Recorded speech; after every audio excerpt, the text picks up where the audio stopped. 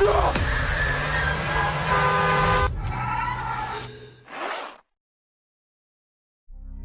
আমি তোমাদের এক্সপ্লেন করব 2026-এ মুক্তি পাওয়া this is not a test মুভির গল্প নিয়ে, যেখানে পুরো শহরেই হঠাৎ করে জম্বি ভাইরাস ছড়িয়ে পড়ে। আর জম্বিদের হাত থেকে বাঁচার জন্য কলেজের কিছু ছাত্রছাত্রীরা একটা স্কুলের মধ্যে আশ্রয় নিয়ে নেয়। এরপর শেষ অবধি সবাই কি জম্বিদের হাত থেকে নিজেদেরকে বাঁচিয়ে সার্ভাইভ করতে পেরেছিল কিনা দেখবো আজকের গল্পে। আর একটা কথা, মুভিটা পেতে আমার 5 ঘন্টা সময় লেগে গিয়েছিল, তাই তোমাদের জন্যই এত কষ্ট করে ভিডিও বানানো। তাই ভিডিওতে একটা লাইক তো দিতেই পারো। তো গল্প শুরু হয় একটা ছোট শহরকে দেখিয়ে, যেখানে স্লোন নামের একটি মেয়ে তার বাবার সাথেই থাকতো। স্লোন খুবই উদাসীন হয়ে থাকতো, কেননা 3 মাস আগে তার বড় বোন লিলি তাদেরকে ছেড়ে চলে গিয়েছিল। স্লোনের বাবা বদমেজাজি স্বভাবের ছিল, তাই তিনি সবসময় 2 মেয়েকে বকাচকা করত। এই কারণেই লিলি ঘর ছেড়ে চলে গিয়েছিল। কিন্তু এখন যেহেতু স্লোন বাড়িতে একা, তাই বাবা সমস্ত রাগ স্লোনের উপরই ঝাড়ত। আজকেও কলেজে যাওয়ার আগে তিনি স্লোনকে বোঝাচ্ছিল যে তুমি আমার কথা সব সময় মেনে চলবে, আমি যা বলবো তুমি তাই করবে। তোমার বড় বোনের মতো ঘাড়তেরা হয়ে এই ঘর ছেড়ে যাওয়ার কথা মাথায়ও আনবে না। স্লোনের কাছে এসব যেন পান্তা ভাত, কেননা প্রতিদিনই বাবা তাকে এগুলো কথাই বলতো। তাই সে তার বাবার কথায় তেমন পাত্তা দিচ্ছিল না। সে শুধু অপেক্ষা করছিল কখন সে নাস্তা শেষ করে কলেজের জন্য বেরিয়ে পড়বে। প্রতিদিনের মতো এই দিনটিও একটি সাধারণ দিনই ছিল, কিন্তু তখনই দুজনে ঘরের বাইরে কারো আওয়াজ শুনতে পায়, যেটা ছিল মানুষের চিৎকার করার শব্দ। দুজনের মাথায় আসছিল না যে বাহিরে কে চিৎকার করছে। বাইরে যায় আর দেখতে পায় যে মানুষ একে অপরকে মারছে, তা আবার জন্তু জানোয়ারের মতো। বাবা বুঝতে পারছিল না যে আসলে এসব কি হচ্ছে। কিছুক্ষণ পর বাবা যখন ভেতরে আসে, স্লোন দেখে বাবার শার্টে রক্ত লেগে আছে।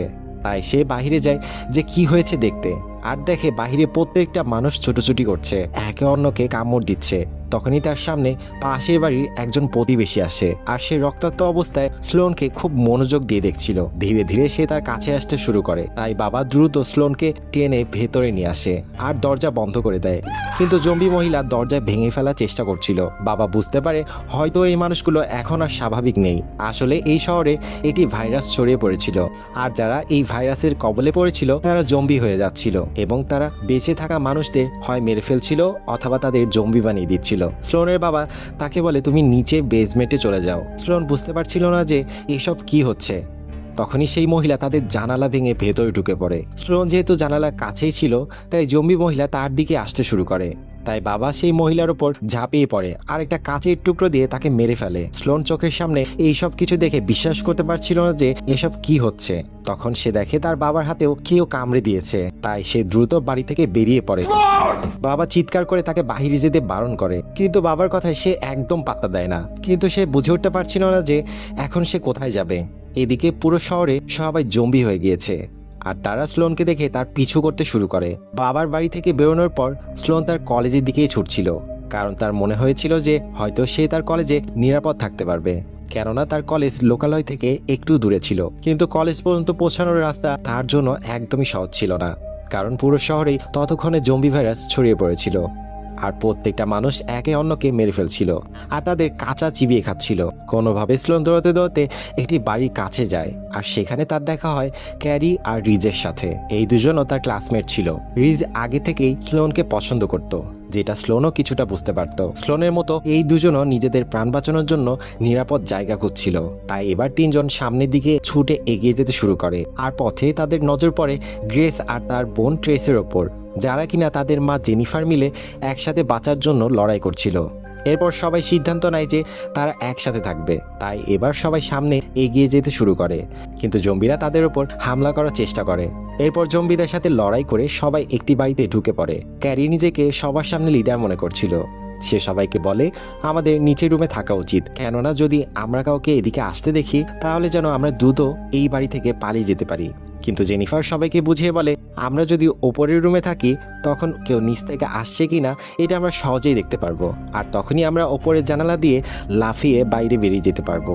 এই কথা শুনে ক্যারি মানতে চায় না, তাই ক্যারি আর জেনিফারের মধ্যে তর্ক শুরু হয়। জেনিফার তাকে বোঝায় যে যতক্ষণ আমি এখানে আছি আমি এখানকার লিডার হয়ে থাকবো, আর তোমরা ঠিক তেমনটাই করবে যেমনটা আমি চাইবো। ক্যারির খুব রাগ হচ্ছিল, কিন্তু ভেবে দেখে এই অবস্থায় শান্ত হওয়া ছাড়া কোনো উপায় নেই, তাই সে আর কিছু বলে না। এভাবে অনেকটা সময় কেটে যায়। সবার মনে হয় যে সবকিছু ঠিক আছে, কিন্তু হঠাৎ করে কারো পায়ের শব্দ পায়। এরপর তারা দেখে যে জম্বি সিঁড়ি বেয়ে ওপরের রুমে চলে এসেছে। ক্যারির পরামর্শ একদম সঠিক ছিল, তাদের নিচের রুমেই থাকা উচিত ছিল, কিন্তু এখন তো অনেক দেরি হয়ে গিয়েছে। তাই সবাই নিজেদের প্রাণ বাঁচাতে কোনোভাবে বাইরে বেরিয়ে পড়ে আর দৌড়তে শুরু করে। জম্বিরা তাদের পিছু পিছুই আসছিল। জেনিফার একটু পিছিয়ে পড়েছিল, তাই জম্বিরা তাকে ধরে ফেলে। ফলে সবাই বেঁচে যায়, কিন্তু জেনিফার আর বাঁচতে পারে না।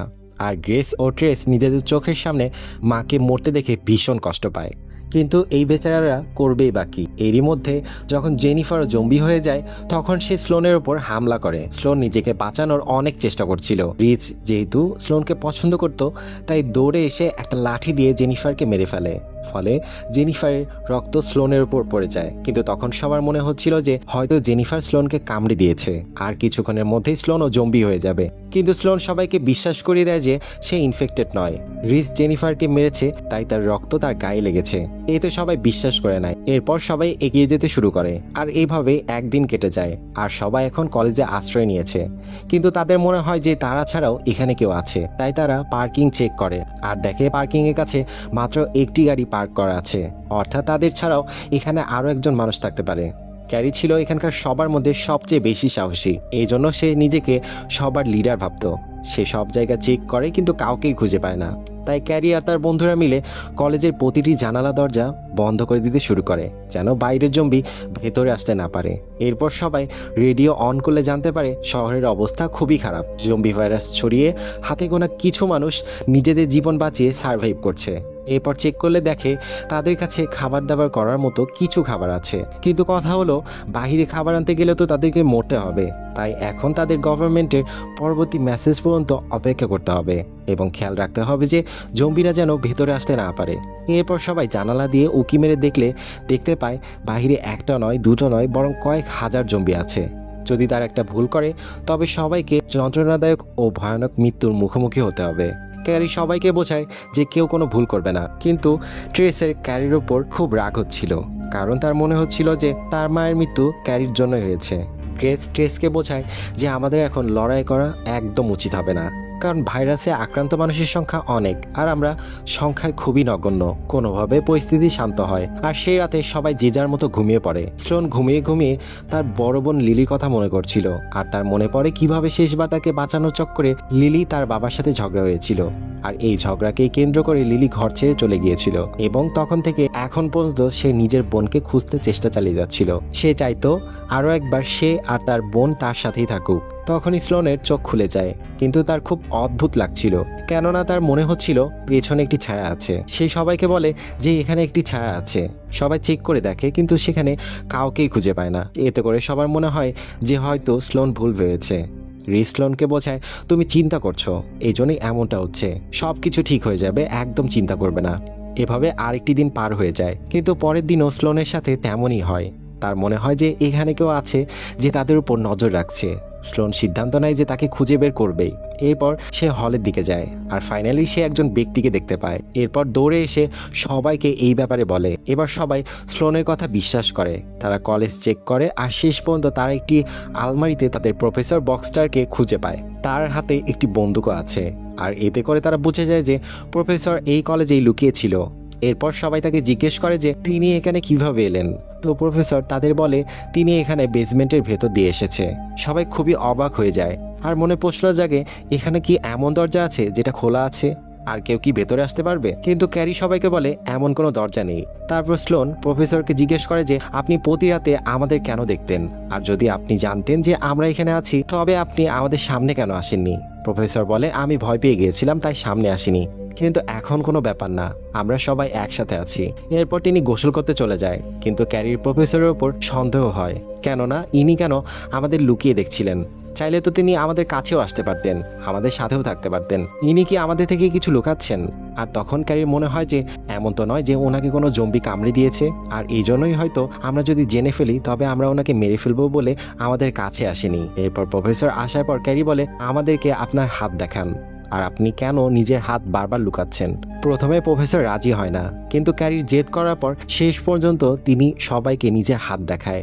আর দেখা যায় সত্যি তার হাতে কারো কামড়ানোর দাগ আছে। এটা দেখে ক্যারি আর বাকিরা ভীষণ ভয় পেয়ে যায়। ক্যারি এসে প্রফেসরের বন্দুক কেড়ে নেয় আর তাকে মেরে ফেলতে চায়। ট্রেস আর গ্রেস ক্যারির সঙ্গ দেয় আর বলে যে একে মেরে ফেলো, কিন্তু স্লোন সবাইকে বোঝায় যে ইনি আমাদের প্রফেসর, এখনো ওনাকে আমরা মারবো না, আমরা ওনাকে এখান থেকে বাহিরে বের করে দেব। এতে করে সবাই তার কথা মেনে নেয়। তার প্রফেসরকে বাইরে চলে যেতে বলে। প্রফেসর খুব কাঁদছিল। তিনি সবাইকে বলে তোমরা যেমনটা ভাবছো তেমনটা একদম নয়, আমাকে কোনো জম্বি কামড়ায়নি, আমাকে একজন মানুষ কামড়েছে। প্রফেসর এরপর বলে যে যখন আমি নিজের বাড়ি থেকে কলেজের জন্য বেরিয়েছিলাম তখন দেখলাম রাস্তায় হট্টগোল, মানুষ একে অপরকে কামড়ে ছিঁড়ে ফেলছে। তখনই রাস্তায় আমার একজন ব্যক্তির সাথে দেখা হয়, তাই আমরা দুজনে নিজেদের প্রাণ বাঁচিয়ে কলেজের দিকে আসছিলাম। কিন্তু যেমনটা আমি বললাম যে বেসমেন্টে একটি গর্ত খোলা ছিল, সেখান থেকে মাত্র একজন মানুষই একবারে ভেতরে যেতে পারতো। তাই প্রথমে আমি গর্ত দিয়ে গেলাম, আর ব্যক্তিটি আসার আগে সেখানে জম্বিরা চলে আসে আর তাকে টানতে শুরু করে। আর আমি তার হাত ধরে ভেতরে আনার চেষ্টা করছিলাম।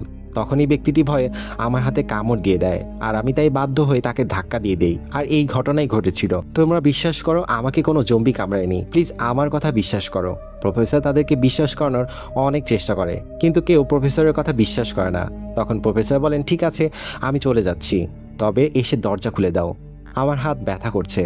ক্যারি প্রফেসরের কথা মেনে নেয়, কিন্তু যেই না দরজা খুলতে যায় প্রফেসর সুযোগ বুঝে ক্যারির হাতে কামড় দিয়ে দেয়। এরপর তিনি হাসতে শুরু করেন আর বলেন যদি তোমাদের মনে হয় আমি জম্বি হয়ে গিয়েছি তবে ক্যারিও জম্বি অবশ্যই হয়ে যাবে। ক্যারি এতে করে ভীষণ রেগে যায়, তাই জোর করে সে প্রফেসরকে বের করে দেয়। কিন্তু এখন ট্রেস চিৎকার করে বলে যে যদি প্রফেসর জম্বি হয় তবে ক্যারিও তো জম্বি হয়ে যাবে, তাই এখন আমরা ক্যারিকেও মারবো অথবা বাইরে বের করে দেব। কিন্তু গ্রেস আর ট্রেস বোঝায় যে ক্যারি আমাদের বন্ধু, আমরা তো ওকে একটা সুযোগ দিতে পারি, তাই না? রিজ সবাইকে বিশ্বাস করে যে ক্যারি জম্বি হচ্ছে না। স্লোনও বুঝতে পারছিল না যে রিজ এত বিশ্বাসের সাথে কিভাবে বলতে পারছে, তাই সাবধানতার জন্য ক্যারিকে ল্যাবে বন্ধ করে দেয় যাতে কিছুক্ষণ তার উপর সবাই নজর রাখতে পারে। স্লোন রিজকে জিজ্ঞেস করে যে তোমার কিভাবে এত বিশ্বাস যে ক্যারি জম্বি হবে না? তখন রিজ তাকে নিজের গল্প শোনায় যে তার চোখের সামনে তার বাবা মা দুজনে জম্বি হয়েছে, তাই সে জানে যে যখন কেউ ইনফেক্টেড হয় তখন তার শরীর ঠান্ডা হয়ে যায়, কিন্তু ক্যারির শরীর ঠান্ডা ছিল না। রিজের এই গল্প শুনে স্লোনের রিজের ওপর কিছুটা মায়া হয়। এরপর কিছু সময় এভাবেই কেটে যায়, আর তখন রেডিওতে একটা মেসেজ আসে যে গভর্নমেন্ট শহরের বাইরে একটি শেল্টার হোম বানিয়েছে, যেখানে শুধু সেই মানুষটাই আসছে যারা ইনফেক্টেড নয়। তাই তার এই বার্তা যদি কোনো সুস্থ মানুষ শুনে থাকে তবে সে শহরের বাইরে শেল্টার হোমে যেন চলে আসে। এই মেসেজ শুনে সবাই ভীষণ খুশি হয়। স্লোন সবাইকে জানায় যে তার বাড়িতে তার বাবার একটি গাড়ি আছে, তাই তারা তার বাড়িতে যাবে আর সেখান থেকে সেই গাড়ি নিয়ে শেল্টার হোমের দিকে যাবে। কিন্তু ট্রেস সবাইকে বলে আমাদের এখানেই থাকা উচিত, কেননা যদি আমরা এখান থেকে বাইরে বেরোই তবে আমরা প্রত্যেকেই মারা যাব। ক্যারি তাকে বলে তবে আমরা এখানে কতদিন থাকবো? আর এই কথা নিয়ে দুজনের মধ্যে তর্ক শুরু হয়। স্লোনের খুবই অদ্ভুত লাগে যে এরা এত লড়াই কেন করছে, এজন্য সে বাহিরের দিকে চলে যায়। কিন্তু যাওয়ার সময় সে দেখে প্রফেসরও ঘরে ঢুকে পড়েছেন আর ওনার অবস্থাও খুব খারাপ। এবার সত্যিই ওনাকে কোনো জম্বি কামড়েছে। এটা দেখে সে চিৎকার করে ওঠে আর সবাই চিৎকারে সেখানে চলে আসতে শুরু করে, কিন্তু প্রফেসর স্লোনের উপর হামলা করে দেয়। তাকে বাঁচানোর জন্য গ্রেস সামনের দিকে চলে যায়। বন্দুকটা ট্রেসের হাতেই ছিল, তাই সবাই ট্রেসকে গুলি চালানোর জন্য বলে। ট্রেস গুলিতে চালায়, কিন্তু সেই গুলি প্রফেসরকে নয় বরং তার বোন গ্রেসের বুকে লেগে যায় আর গ্রেস সেখানেই মারা যায়। ক্যারি তার হাত থেকে বন্দুক নিয়ে প্রফেসরকে মেরে ফেলে, কিন্তু সে গ্রেসকে বাঁচাতে পারে না। যাই হোক তাদের আরেকজন বন্ধু মারা যায়। এখন বাকি ছিল মাত্র 4 জন। ট্রেসের খুব রাগ হয়, সে একবার স্লোনকে আবার কখনো ক্যারিকে তার বোনের মৃত্যুর জন্য দায়ী করতে শুরু করে, কিন্তু স্লোন তাকে বোঝায় যে আমাদের কোনো ভুল ছিল না। কিন্তু এখন ট্রেসের কাছে না ছিল তার মা, না ছিল তার বোন, এখন তার বেঁচে থাকার কোনো ইচ্ছেই ছিল না। সে সবার কাছে ক্ষমা চায় আর নিজেকে সেখানেই শেষ করে দেয়। এখন বাকি ছিল মাত্র 3 জন, রিচ, ক্যারি আর স্লোন। আর তার 3 জন সিদ্ধান্ত নেয় যে তারা শেল্টার হোম পর্যন্ত অবশ্যই যাবে, কিন্তু তারা পৌঁছাবে কিভাবে, কারণ বাহিরে তো অনেক জম্বি আছে। আর তখন ক্যারি সিদ্ধান্ত নেয় যে সে আত্মত্যাগ করবে। সে তাদের দুজনকে বোঝায় যে আমি জম্বিদের ডিস্ট্র্যাক্ট করতে করতে এখান থেকে নিয়ে যাব আর তোমরা এখান থেকে বাইরে বেরিয়ে যাবে। তারা দুজনে তাকে আটকানোর অনেক চেষ্টা করে, কিন্তু ক্যারি থামে না। ক্যারি সব জম্বিকে তার দিকে করে সেখান থেকে নিয়ে যায়, তাই বাধ্য হয়ে রিজ আর স্লোন শহরের দিকে চলে যায়। কোনোভাবে দুজন লুকিয়ে স্লোনের বাড়ি পৌঁছানোর চেষ্টা করে, কিন্তু রাস্তায় তারা অনেক জম্বি দেখতে পায়, তাই বাঁচার জন্য একটি বাড়িতে গিয়ে লুকায়। কিন্তু স্লোন জানতো না যে এই বাড়িতে তার বোন লিলি থাকতো। অবশেষে তার সামনে তার বোন লিলি চলে আসে, কিন্তু এখন লিলিও জম্বি হয়ে গিয়েছে। স্লোন তার বোন লিলিকে মারতে পারে না, তাই রিস তাকে মেরে ফেলে। এখন স্লোনের জীবন থেকে সব কিছুই শেষ হয়ে গিয়েছিল, কিন্তু রিস তাকে বোঝায় যে সব কিছুই ঠিক হয়ে যাবে। শেষ পর্যন্ত তারা গাড়ি পায়, আর এখন তারা এই শহর থেকে বেরোচ্ছে। কিন্তু কি এমন গ্যারান্টি আছে যে শেল্টার হোম নিরাপদ? আর কি বা নিশ্চয়তা আছে যে তারা দুজন সেফভাবে শেল্টার হোমে যেতে পারবে? এইসব কিছু গল্পে আর দেখানো হয়নি, এমনকি ক্যারির সাথে কি হয়েছিল তাও দেখানো হয়নি। আমার মনে হয় এর উত্তর দ্বিতীয় পার্টে অবশ্যই পেয়ে যাব। তো তোমাদের কি মনে হয় এই গল্পে পার্ট 2 আসা উচিত? কমেন্টে অবশ্যই জানিয়ে দিও। দেখা হচ্ছে পরবর্তী ভিডিওতে। আল্লাহ হাফেজ।